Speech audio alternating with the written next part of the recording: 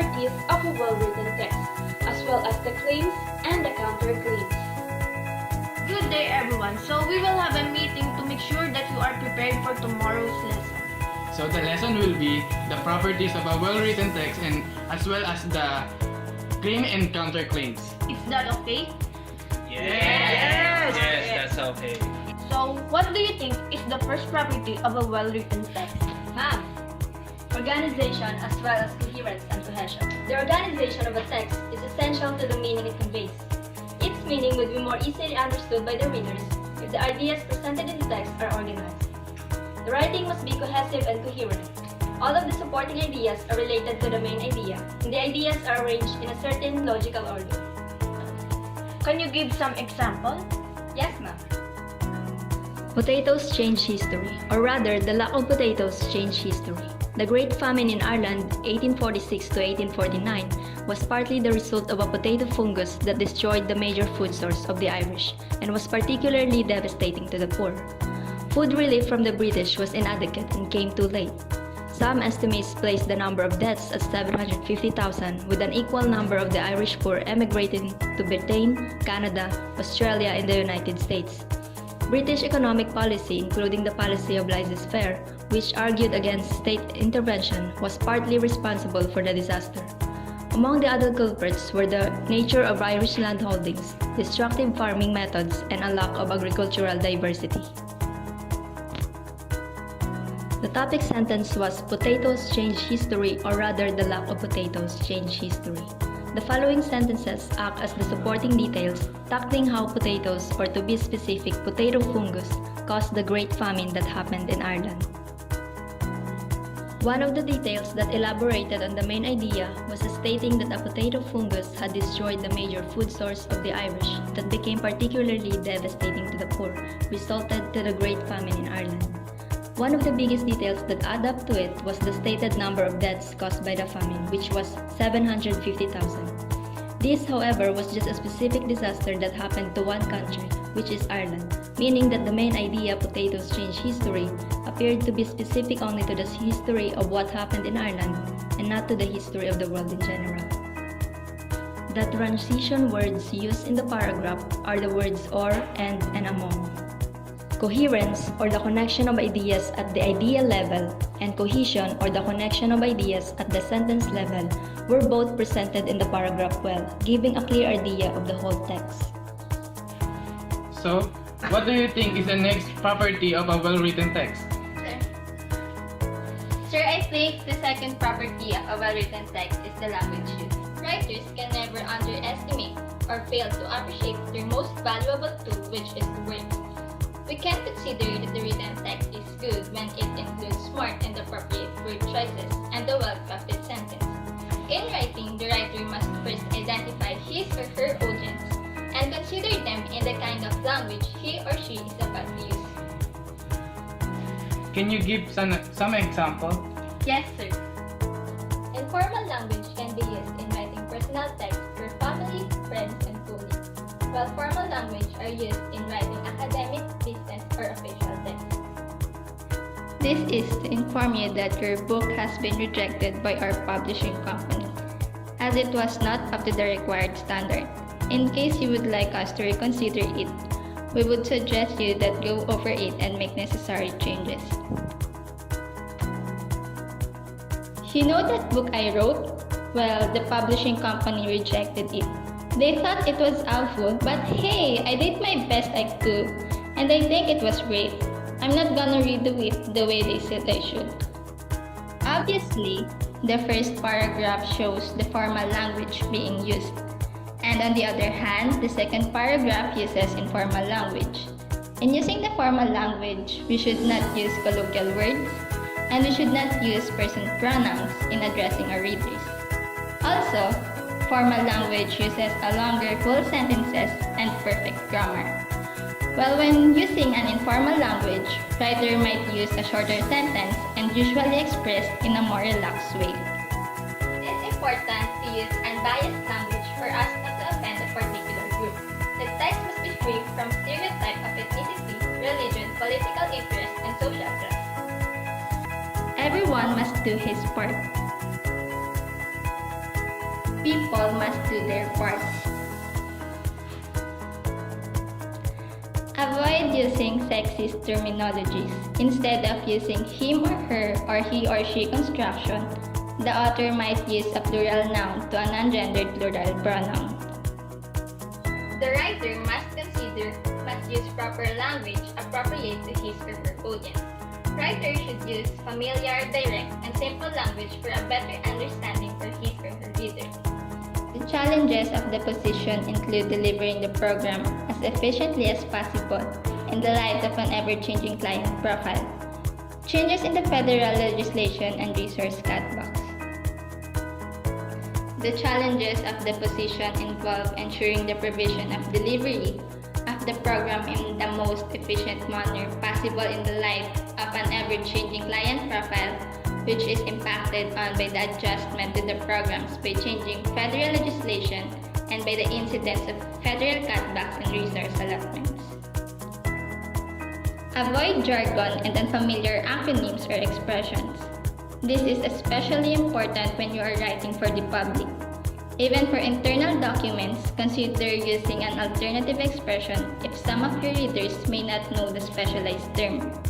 Expressions such as rollout, stakeholder, and re-engineering may be unclear except to specialized audience and tend to be overused.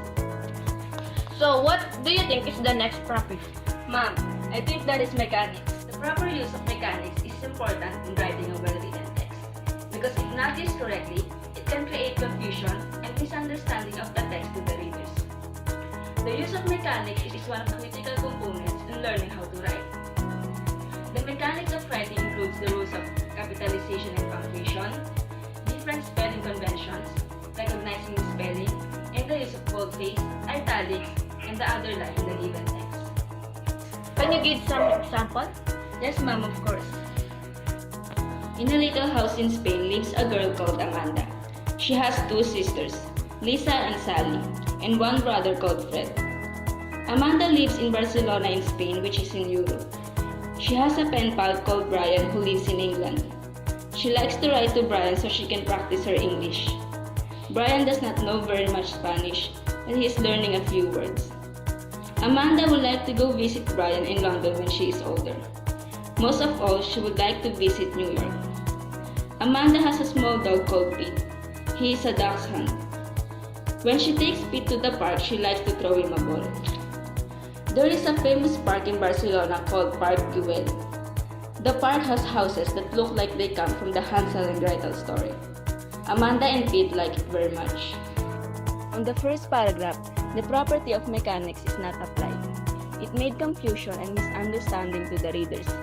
The rules of capitalization can't be seen because the first word in the sentence, the proper pronouns, proper adjectives, geographic names, and the title of the books are not written in a capital letter. And also, we can't see any punctuation marks, and because of that, the message of the sentence or the paragraph's meaning convey a completely different meaning than the one that is intended. On the second paragraph, the author used the rules of capitalization. The author capitalized the first word of every sentence, and the author also capitalized the geographic names such as the Spain, Europe, London, New York, and Barcelona. The proper nouns Amanda, Lisa, Sally, Fred, and Brian are also capitalized. The title of the book Hansel and Gretel that is mentioned in the paragraph are also capitalized. There are now also punctuation marks used in the paragraph, like colon, commas, period, and quotation are also used. Impressive! I think you're all prepared on the first lesson. How about claims and counterclaims? What is claim? Claim?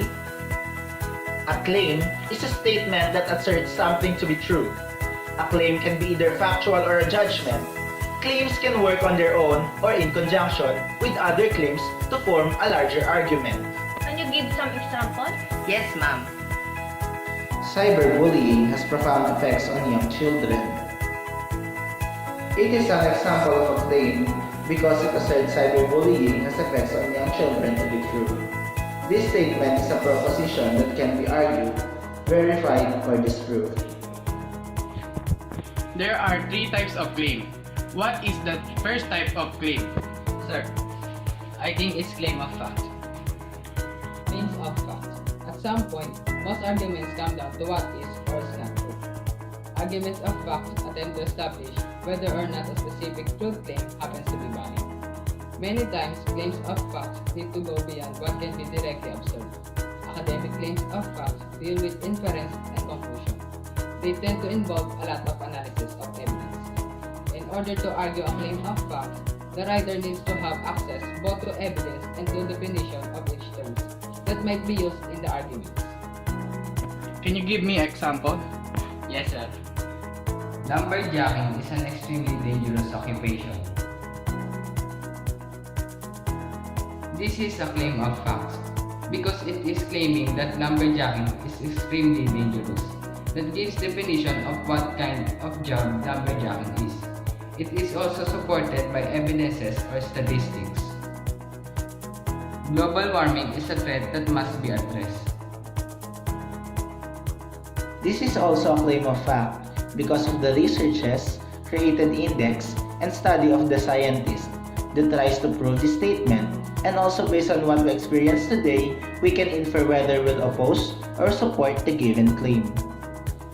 How about the next type of claim? The next type of claim is the claim of value. While claims of fact are relatively straightforward, claims of value involve comparison and evaluation. Most claims of value come to the form of arguments like X is better than Y or X is a good Y. Claims of value are frequently the trickiest form of academic argument because it often comes down to issues that cannot be resolved factually. Can you give some examples? Yes, ma'am. Basketball is more entertaining and interactive than baseball. This statement is a claim of value because it is an opinion based on someone's belief that basketball is more entertaining and interactive than baseball. It states that basketball have more value than baseball based on someone's criteria and likeness. Cheating in quizzes is better than cheating in finals exam. This statement is another claim of value because it is based on someone's opinion and someone's belief that cheating in quizzes is better than cheating in final exam. So what is the third type of claim? The third type of claim is the claim of policy. So, claims of policy are arguments that urge action.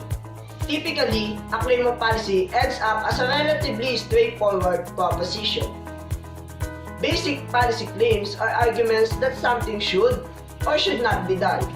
Because policy claims are due for an action, they imply value claims that taking the recommended action is better than not taking it. This in turn means that claims of fact and definition are involved. Consequently, claims of policy are some of the most complex arguments that exist. Can you give me an example?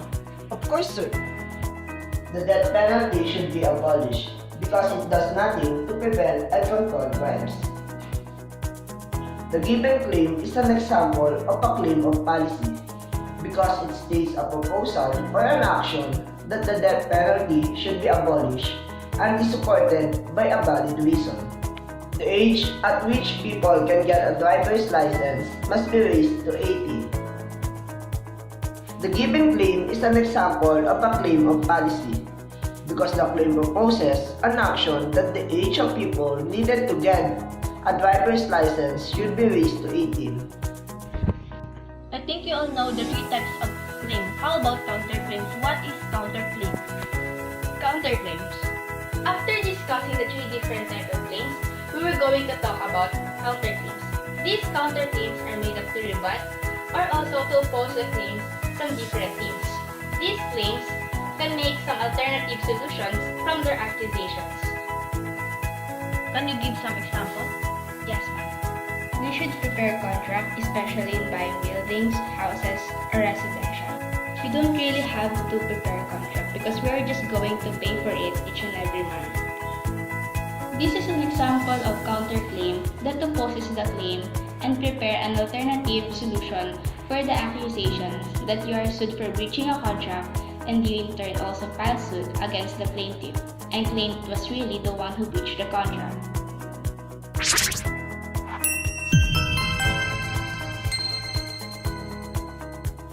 for listening.